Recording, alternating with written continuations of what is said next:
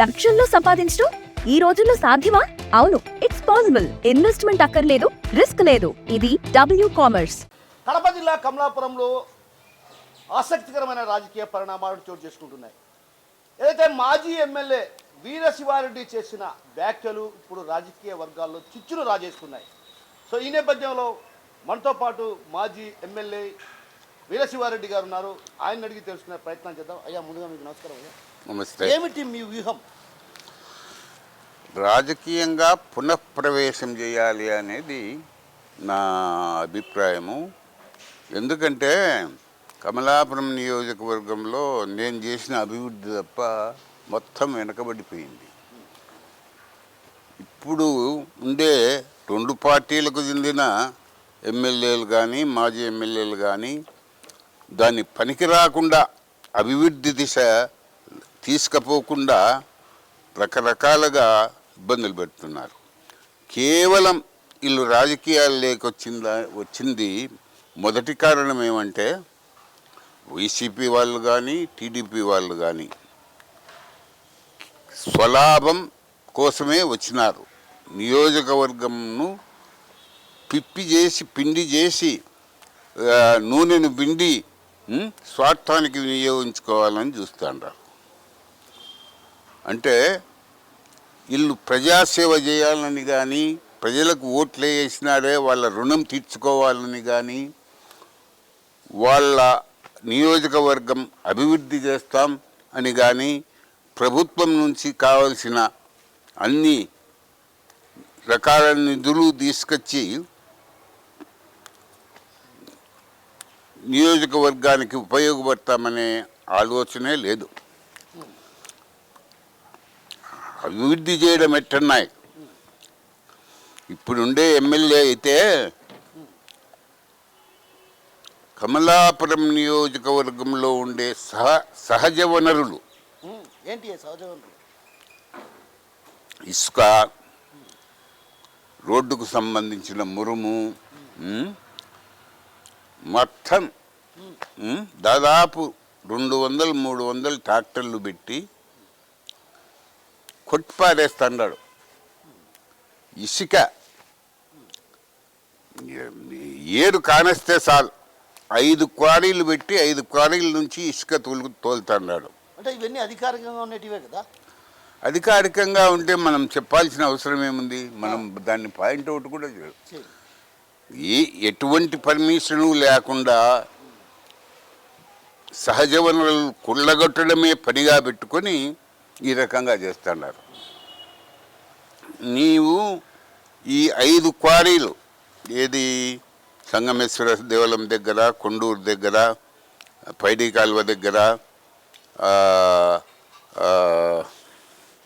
ఇంకా 2-3 ప్లేసుల్లో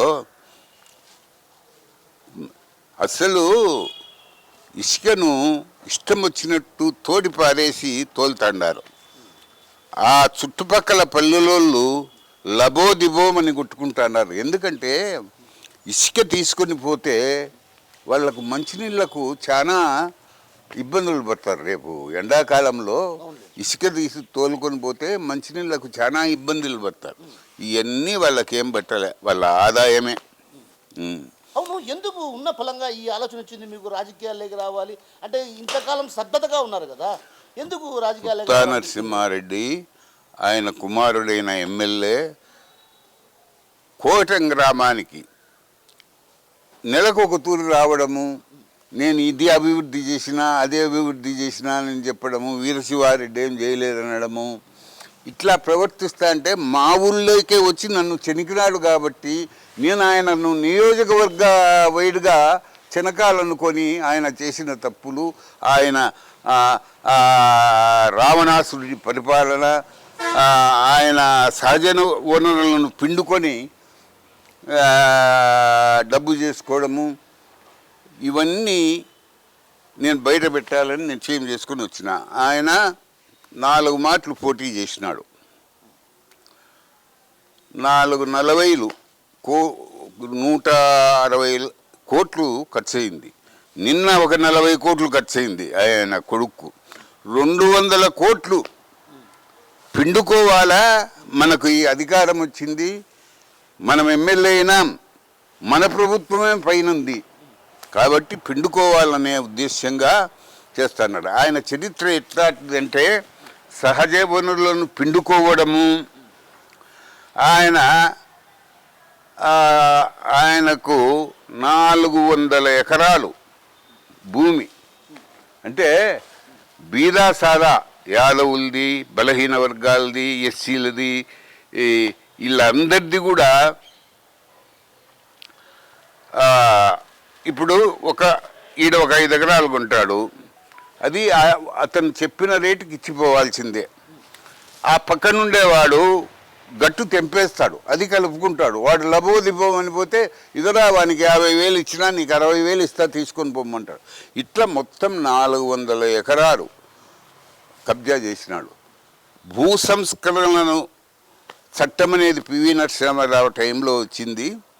అదిగిన ఇప్పుడు పెడితే ఆంధ్రప్రదేశ్లో మొట్టమొదట 400 ఎకరాలు కలిగిన భూమి పుత్తా నరసింహారెడ్డి స్వాధీనం చేసుకోవాలి. కాబట్టి ఇవన్నీ చూసి నాకు కడుపు మండింది. ఇప్పుడు ఎమ్మెల్యేగా ఉండేటప్పుడు ఖర్చు పెడతాడు, వింటారు. నేను కూడా 3 మాటలు ఎమ్మెల్యేగా ఉన్నా, ఆయన 4 తుళ్ళు ఓడిపోయినాడు. ఇప్పుడు గాలికి పుట్టిన వాళ్ళని ఉంటారు చూడండి, పల్లెల్లో ఆకతాయిగా తిరుగుతా అంటే వీడు గాలికి పుట్టినారా అని. ఒక్క కూటమి ప్రభుత్వం గాలి లేకుండా పోతే వాళ్ళ కొడుకు గెలిచలేడు, ఈయన గెలిచలేడు. అట్లా గాలికి గెలిచిన ఎమ్మెల్యే మళ్ళా ఛాన్స్ వస్తుందో రాదో దొబ్బి పారేస్తామని, దోచి పారేస్తామని ఇంకా నిరంతరం ఇదే పెట్టుకున్నాడు. ఆ ఎంఆర్ఓలను పిలిచడము, బుద్ధా టౌన్షిప్ ఎవరు ఆడ గవర్నమెంట్ భూమి ఎంతుంది, ఎవరు ఆక్యుపై చేసినారు, పడగొట్టి రాపో, వాడు పరిగెత్తుకుంటూ రావాలి, ముడుపులు ఇవ్వాలి. ఇట్లా నియోజకవర్గంలో ఎక్కడ ఉండినా ఈ రకంగా దోపిడీ చేసి పారేస్తున్నారు. అవును, మీరు కొగటంకు పోకూడదని ఎందుకంటారు? పొమ్మని నేను చెప్తానులా, ఎమ్మెల్యేగా ఆయన పోవాల్సినటువంటి అవసరం ఉంది కదా. ఓకే, పొమ్మనే నేను చెప్తానులా. ఒక కోగటమేనా కమలాపురం నియోజకవర్గంలో ఇంకేం ఊళ్ళు లేవా? కోగటంలో తను బలపడాలనుకుంటున్నాడేమో. అవునబ్బా, బలపడు, ఇంకా 3 ఏళ్ళు నేనేం కాదన్ను. నువ్వు ఎక్కడ బలపడితే మాత్రం రేపు మళ్ళా గెలుస్తావు, గాలికి గెలిచినావు నువ్వు. ఇప్పుడు మా ఊళ్ళో కూడా ప్రజాస్వామ్యయుతంగా ఎలక్షన్స్ జరుగుతారు. ఎలక్షన్ టైంలో పోవాలా, గుంపులు కూడగట్టుకోవాలా, చేయాలా, డెవలప్మెంట్ చెయ్యి. ఎలక్షన్ టైంలో మీరు అడ్డుకుంటారు కదా, ఎలక్షన్ టైంలో మీరు మోటేసుకుంటారు కదా, ఎలక్షన్ టైంలో మీరు పుత్తా నరసింహారెడ్డిని అడ్డుకుంటారు కదా. ఎప్పుడు ఎలక్షన్ టైంలో అడ్డుకోవడం లేదు. ఏజెంట్లు కూడా ఆయన ఎలక్షన్లో ఏజెంట్లు కూడా కూర్చున్నారు.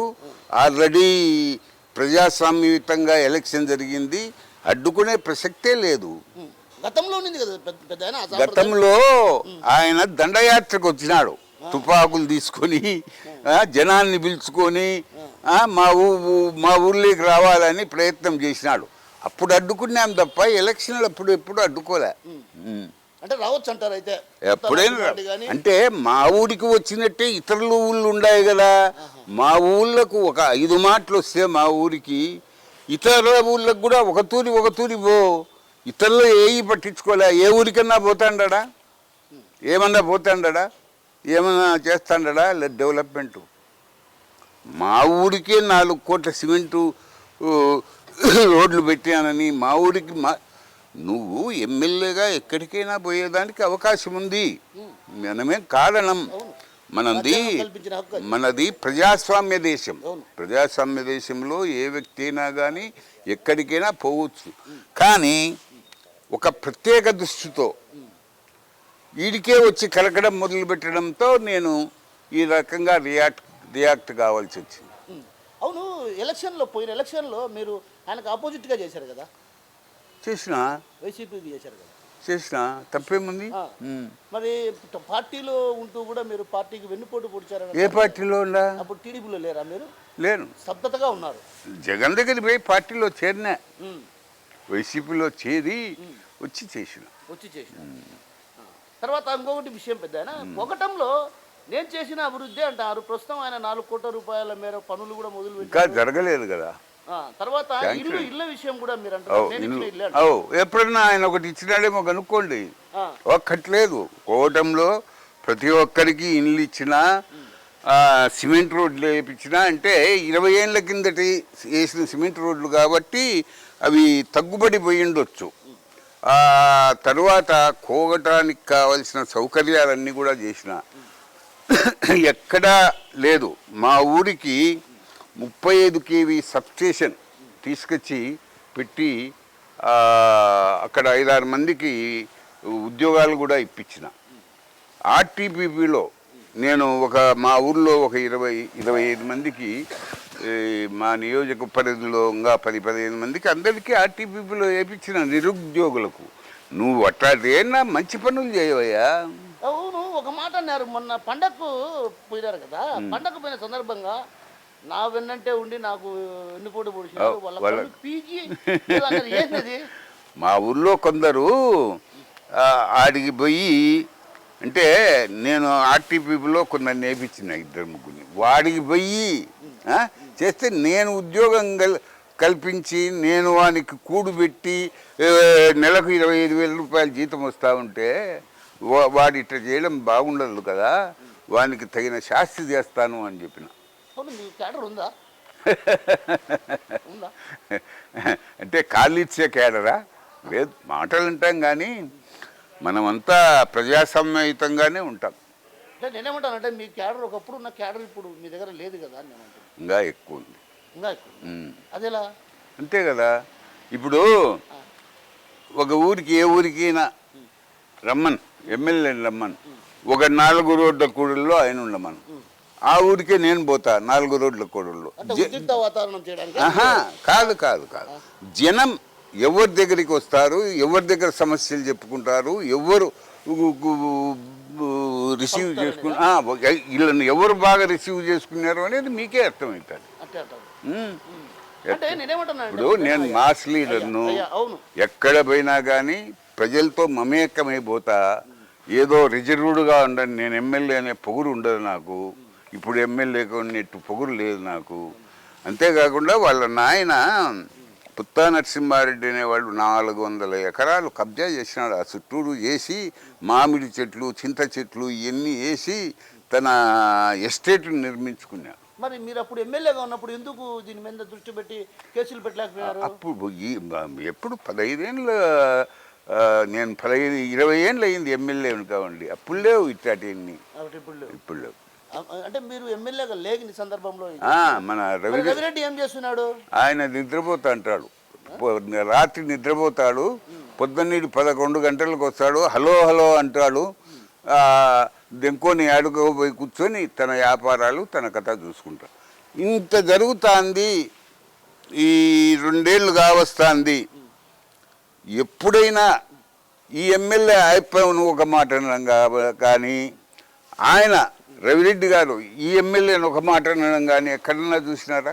ఇది తప్పు చేసినావు అని కానీ, ఇది మంచి చేసినావు అని కానీ లేదు. వాళ్ళిద్దరూ దొందే, ఇద్దరు రాజీ అయిపోయినారు. అవును, చిన్న విషయం మీరు ఇక్కడ ఒక మాట అన్నారు నాతో, ఇద్దరు దొందని. నేను ఒక చిన్న విషయం మిమ్మల్ని సూటిగా అడగదలుచుకున్నాను, ఎందుకంటే ఆర్టీవీ వేదికగా కూడా నేను అడిగా. ఏది పుత్తా నరసింహారెడ్డికి సంబంధించి ఆయన ఏమన్నారంటే చేపల చెరువుకు నీళ్లు తీసుకెళ్తున్నారు, దీనిపైన మేము ప్రభుత్వానికి ఫిర్యాదు చేసాం, త్వరలో అతని మీద యాక్షన్ తీసుకోబోతున్నాం. మరి మీరు దొందు అంటారు ఏంది? చేపల చెరువు ఏమన్నా మూపించినాడా? ఉంది, అది శాశ్వతంగా ఉంది. సర్వరాయ సాగర్ నీళ్లు వాడుకుంటున్నాడు అంటే ఆ మాట నింది. ఎందుకంటే రవిరెడ్డిని బెదిరించి లోపాయకారిగా డబ్బు గుంజేదానికి. మీకు తెలిసినో లేదో, కమలాపురం నియోజకవర్గంలో ఎవరిని అడిగినా చెప్తారు. కానీ ఈయనేమంటాడని నేను కప్పం కొడతాండ, దానికి ప్రభుత్వానికి డబ్బులు చెల్లించిన నీళ్లు వాడుకుంటాడని ఈయనంటాడు రవిరెడ్డి. ఒట్టిది. మీరు స్టోర్ క్రియేట్ చేసి లింక్ లేదా క్యూఆర్ ని షేర్ చేస్తారు, కస్టమర్ ఆర్డర్ ప్లేస్ చేస్తారు, డెలివరీ, రిటర్న్స్, రిఫండ్స్ అన్ని ప్లాట్ఫామ్ హ్యాండిల్ చేస్తుంది. మీరు ఎప్పుడైనా జగన్ దృష్టికి ఇట్లా మీ మామ జగన్ ఎమ్మెల్యేలకు కానీ మంత్రులకు కానీ ఇంటర్వ్యూ ఇవ్వడంలో నాన్ ఎమ్మెల్యేలకు ఏమి ఇస్తాడయ్యా? ఆయన మంచి లీడర్ అయి రాజశేఖర రెడ్డి మాదిరి ప్రజా పరిపాలకుడై రాజశేఖర రెడ్డి మాదిరి అడ్మినిస్ట్రేషన్ కంట్రోల్లో పెట్టుకునేవాడైతే 11 సీట్లకు పోతాడా? పోనే పోడు. కాదు, మీరు రాజశేఖర రెడ్డితో అంత సన్నిహితంగా ఉంటారు కదా, గతంలో కూడా నేను చూసా. రాజశేఖర రెడ్డి సార్ అంటే మీకు ఎంతో అపారమైన గౌరవం. ఇప్పటికి కూడా గౌరవమే. ఇప్పుడు కూడా గౌరవం. అవును, మర్చిపోయినా, ఇప్పుడు మీరు ఏ పార్టీలో చేరబోతున్నారు అసలు ముందు ఇంతకి? ఇప్పుడు ఏముండాలి? ఇప్పుడు జాతీయ పార్టీలోనే చేస్తా. భారతీయ జనతా పార్టీ. కాంగ్రెస్ ఎప్పుడైతే మన రాష్ట్రాన్ని విడగొట్టిందో సోనియా గాంధీ చేసిన పెద్ద పొరపాటు. 10 ఏళ్ళు తెలంగాణలో గవర్నమెంట్లే ఈడ అడ్రస్ లేకుండా పోయింది కాంగ్రెస్ పార్టీ. ఏదో రేవంత్ రెడ్డి పుణ్యాన కష్టపడి మళ్ళా పైకి తీసుకొచ్చినాడు. కానీ చాలా తప్పు చేసినారు విభజన విషయంలో కాంగ్రెస్ పార్టీ. అవును పెద్దయినా, ఇప్పుడు మీకు కిరణ్ కుమార్ రెడ్డికి ఉన్న సాన్నిహిత్యమా, లేకుంటే ఇక్కడ ఒక ప్రచారం ఒకటి జరుగుతుంది. ఆదినారాయణ రెడ్డి తనకంటూ ఒక బిగ్ బిల్డర్, అంటే రాజకీయంగా తనకంటూ ఒక సపోర్ట్ లేదు కాబట్టి మీలాంటి వ్యక్తి అయితే నాకు బాగుంటుందనే ఒక భావనతో మిమ్మల్ని బీజేపీ పార్టీలోకి రమ్మని ఆహ్వానించారనే ప్రచారం జరుగుతుంది. లేదు, నేనే బీజేపీలోకి పోవాలని నిర్ణయం చేసుకున్నా. దీనికి సంబంధించి బీజేపీలో చేరేదానికి కానీ, బీజేపీలో చేరిన తర్వాత కానీ మన తరపున వాయిస్ వినిపించేదానికి కానీ, ఏ విషయంలో అయినా కానీ నాకు బ్యాక్ బోన్ ఉండాలి కదా. కిరణ్ కుమార్ రెడ్డి గారు ఉన్నారు, మాజీ ముఖ్యమంత్రి. సీఎం రమేష్ గారు ఉన్నారు. ఇట్లా అంతేగా తప్ప. సీఎం రమేష్తో మీకు సన్నిహిత్యం బాగుందా? బాగుందా? అంటే గతంలో కొంత ఉన్నాయి కదా. ఏం లేదు, ఆయనకు ఆదినారాయణ రెడ్డికి డిస్ట్రిక్ట్ ఉండాలి కానీ మనకేమట్టలేదు. అవును, ఎందుకు ఈ మధ్య కాలంలో వయసు పెరిగినా కూడా మీ ఆవేశం తగ్గట్లే? ఏంటి అసలు? ఆలోచనకు వయసుకు సంబంధం లేదు. ఆలోచన కాదు, ఆవేశం కూడా ఎక్కువైంది. ఆవేశానికి ఆలోచనకు దేనికైనా కానీ సంబంధం లే. ఎప్పుడు చురుగ్గానే ఆవేశం ఎందుకు వస్తుంది అంటున్నాను. అంటే ఒకటి ఏదైనా కానీ మనము దాన్ని ప్రొజెక్ట్ చేయాలంటే సంపూర్ణంగా చేయాలి కదా, అంతే తప్ప వేరే కాదు. ఇప్పుడు పుత్తా నరసింహారెడ్డితో మళ్ళీ రాబోయే ఎన్నికల్లో అంటే ఇప్పుడు సచ్చినోడు కానీ, గతి లేనివాడు కానీ, ఇంకొకడు కానీ వైసీపీకి ఆల్రెడీ మేనమామ ఉన్నాడు రవిరెడ్డి. మనకు అక్కడ ఛాన్స్ లేదు. తెలుగుదేశం తరఫున పుత్తా నరసింహారెడ్డి ఉన్నాడు.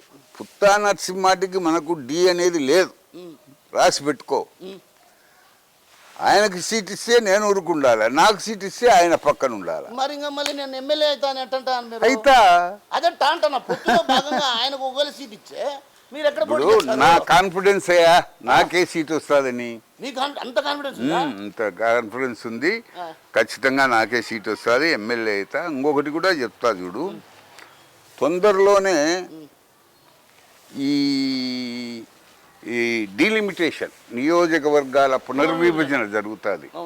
ఈ 2029 ఎలక్షన్స్కు ఖచ్చితంగా జరుగుతుంది. జరిగినప్పుడు అప్పుడు కడప 2 అవుతాయి, కమలాపురము ఇట్లా వేంపల్ల ఈ కలిపి 1 పెరుగుతుంది. కాబట్టి ఎవడెక్కడ ఉంటాడని మనం చెప్పలేం కదా. అయితే మీరు కమలాపురం కాకపోయినా ఎక్కడైనా మీరు ఎమ్మెల్యే అవుతారు జిల్లాలో, అంతే కదా మీరు అనేది? లేదు, కమలాపురం ఇచ్చిపెట్టాను. కమలాపురంలో ఉండే నా బలము, నా కథ, ప్రజల్లో నాకుండే ఇమేజు, ప్రజలకు నా మీద ఉండే అభిమానం, ప్రేమ, ఇవన్నీ పోగొట్టుకొని వేరే సాటికి పోవడం ఎందుకు? వేరే సాటికి పోతే ఆ నియోజకవర్గానికి అంకితం అయిపోవాలి, డెవలప్మెంట్ కానీ ఇంకొకటి కానీ. కాబట్టి కమలాపురమే చేస్తాం. అవునా, మీ క్యాడర్ అంతా కూడా అటు వైసీపీలోకి ఇటు టీడీపీలోకి పోయింది కదా. మీరు ఒకవేళ బీజేపీ తీర్థం పుచ్చుకుంటే మీ వెంట నడిచేదానికి సిద్ధపడతారా? చిటికేస్తే సార్, చిటికేస్తే సార్ రెడీగా వైసీపీలో ఉండే నా క్యాడరు, టీడీపీలో ఉండే నా క్యాడరు వచ్చి వాళ్తారు. ఇబ్బంది ఇప్పుడు చెప్పండి. ఇప్పుడు మీరు బాగా గమనించండి, వైసీపీలో ఉండేవాళ్ళు నాయకులు కానీ కార్యకర్తలు కానీ ఇంకొకరు కానీ ఏమన్నా బాగుపడినారా? ఇప్పుడు కూటమి ప్రభుత్వం వచ్చిన తర్వాత తెలుగుదేశంలో ఉండేవాళ్ళు మొత్తం అందరూ అసంతృప్తే, ఏ కథే లేదు. పేనా ఉండే నీ దగ్గర? పేనా అంటే చెప్పండి. నేను చెప్పేది ఏమంటే నియోజకవర్గాలు పునర్విభజన జరుగుతుంది. అప్పుడు ఎవరు ఎట్లా పోతారనేది లేదు. రవిరెడ్డి రచించినాడు 2 మాటలు ఎమ్మెల్యేగా ఉండి, ఇంకా కడపలో పెట్టాలనే అభిప్రాయం కూడా ఆయప్పకుంది. ఏది ఎట్లా అనేది జరుగుతుంది. అంటే మీకు ఇప్పుడు నేనేమంటానంటే కూటమిలో భాగస్వామ్యం బీజేపీ కాబట్టి కూటమి భాగస్వామ్యంలో మీరు ఉంటారు. అక్కడ వైసీపీ నుంచి వాళ్ళ కొడుకునేదో నరేన్ రామాంజన్ రెడ్డి అనుకుంటాడు. వైసీపీ కథ నాకు అవసరం లేదయ్యా. జగన్ వచ్చి పెట్టని మనకేమి, నరేన్ అయినా పెట్టని, రవిరెడ్డి అయినా పెట్టని మనకెందుకు? అయితే మొత్తానికి పుత్తా నరసింహారెడ్డి మీరు కలిసి ప్రయాణం చేస్తారా? చెయ్యం. మరి ఇంకేంది ఇది భలే చిత్రంగా ఉందే. చెయ్యం. ఇప్పుడు కడప జిల్లా రాజకీయాలు అంతే. కడప జిల్లా ఆయనకు సీట్ వస్తే నేను చేయను, నాకు సీట్ వస్తే నా బలం మీద నేను గెలుస్తా, అంతే తప్ప. లాజిక్ గా మాట్లాడతారా మీరు? అంతే అంతే. మరి ఇప్పుడు మనకు వ్యక్తిగతంగా పుత్తా నరసింహారెడ్డి మనల్ని ఒక శత్రువు చూసినట్టు చూస్తున్నాడు. కాబట్టి ఆ ఎప్పతో మనకు అవసరం లే. పుత్తా నరసింహారెడ్డి పాలన ఎట్లుందంటే ఇది పేనా. ఎమ్మెల్యే దగ్గరికి పోయి అయ్యా ఆడికి ఒక ఫోన్ చేసి పెట్టాయా అని అంటే, నిబ్బు దగ్గరికి పోయిరాపో, నిబ్బు మా నాయన దగ్గరికి పోయిరాపో అంటాడు. ఇప్పుడు ఖచ్చితంగా ఖచ్చితంగా ఖచ్చితంగా ఏది వండినా ఎవరు ప్రజలు ఏం పోయినా కానీ మా నాయన దగ్గరికి పోండి అనేవాడు తప్ప ఇది ఎమ్మెల్యే ఇది ఏం పనిచేయదు. పనిచేసేదంతా ఇదే. నియోజకవర్గంలో సహజ వనరులు కొల్లగొట్టడం కానీ, డబ్బులు చంపేయడం కానీ, ఇంకొకటి కానీ అంతా ఈ పేనా ఇదే దీనిదే. నిబ్బుదేం లేదు, అంతా పుత్తా నరసింహారెడ్డి. నిబ్బు ఎవరు, పేనా ఎవరు? పుత్తా నరసింహారెడ్డి.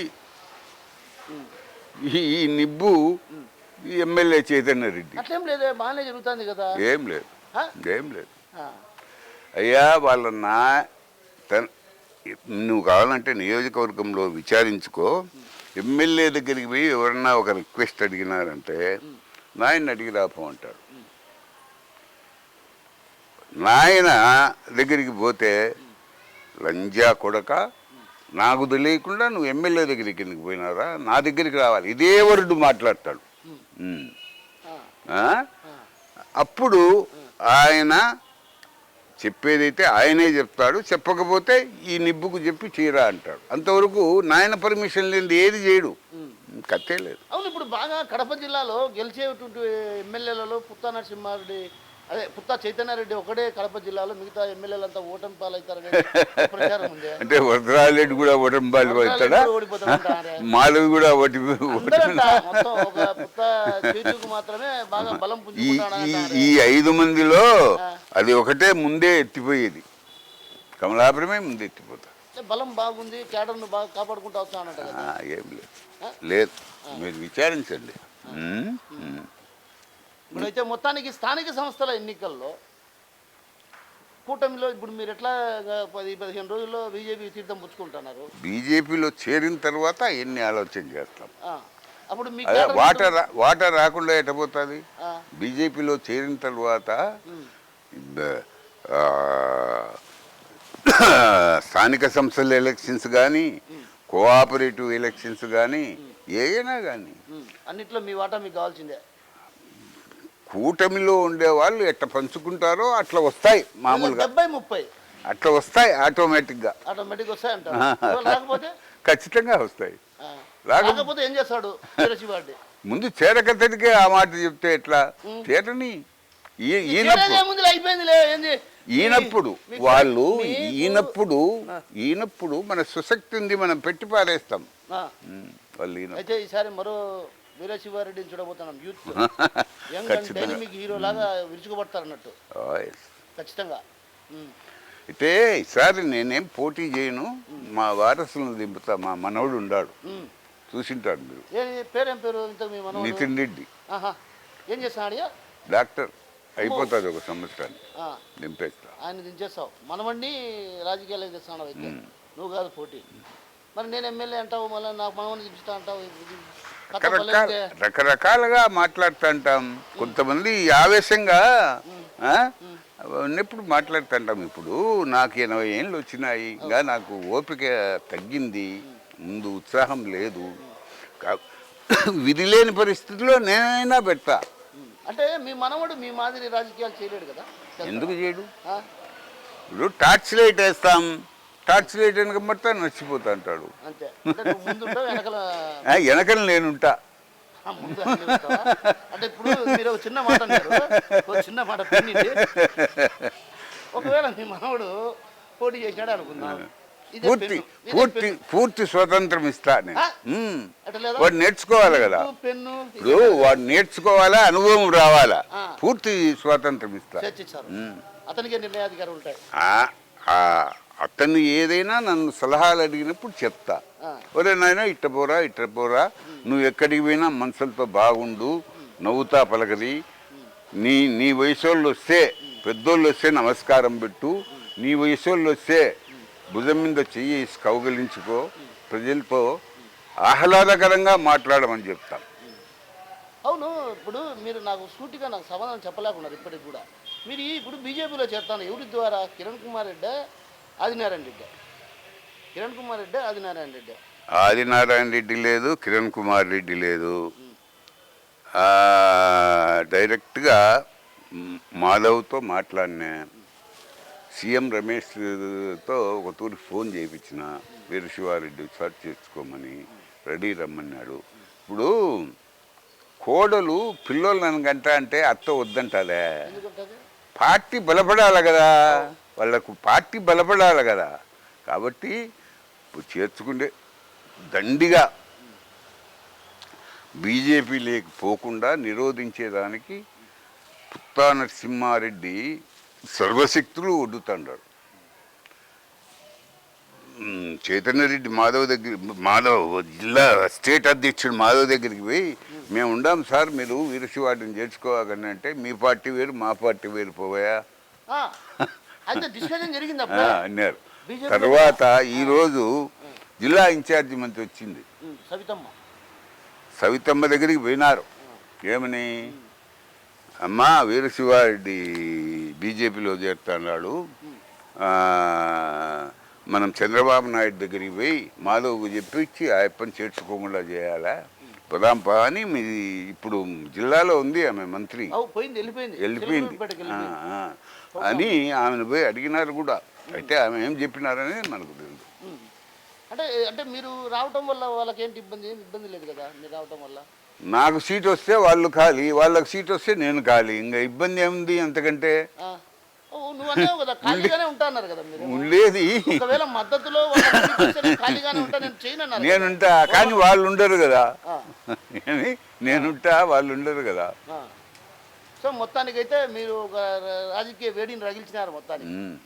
జిల్లాలో ఒక హాట్ ట్రాఫిక్ అయిపోయింది. హాట్ ట్రాఫిక్ ఎందుకంత హాట్ టాపిక్ తీసుకురావాల్సి వచ్చింది? నేను తీసుకురాలే, అది ఆటోమేటిక్గా పొంగింది. ఎవరు చేసినారు దీనికి? అంత కారణం ఏం లేదు, అది కారణం అనేది ఉండదు. మీరు ఒక అగ్గిపుల్ల గీసి సిగరెట్ ముట్టించుకొని అటు విసిరేస్తారు, ఆడ చెత్త ఉండేది మీకు తెలియదు, అది రాసుకుంటుంది. అట్లా అదేం ఎవరేం లేరు, మనమే రెడీ అయినాం అంతే. మనవాడు తొందరలో రాజకీయ అరంగేట్రం. ఎప్పుడు మనవడా నేనా అనేది మళ్ళీ మా కుటుంబ సమస్య, కుటుంబంలో డిస్కషన్ చేసి. అయితే రాజకీయ వారసుడుగా వస్తాడు, ఈ ట్రిప్పా రేపు ట్రిప్పా ఇంకొక ట్రిప్పా అనేది అది తర్వాత సంగతి. మీరు కూడా కొంచెం ఏజ్ ఫ్యాక్ట్ కాబట్టి మా కొడుకు ఇంట్రెస్ట్ లేదు రాజకీయాలు. చైర్మన్ గా చేసినాను, జిల్లాలో అదిరిపోయినారు, దింపి బాదంగి జగన్ గుర్తుందా? రారా ఎవరో దొంగ నా కొడుకల్లా అని అది భలే నాకు గుర్తు, ఇప్పటికీ గుర్తు, డిసిసి బ్యాంక్ దగ్గరనే. ఓకే సో ఓకే మొత్తానికి పెద్దయినా మళ్ళీ మీరు రాజకీయ okay okay okay thank you. So రాజకీయ వేడికి ప్రధాన కారణం పుత్తా నరసింహారెడ్డి. ఏదైతే పదే పదే కొగటం గ్రామానికి వచ్చి కవ్వింపు చర్యలకు చేయడంతోనే తాను రాజకీయ రంగ ప్రవేశం చేయాల్సి వస్తుంది.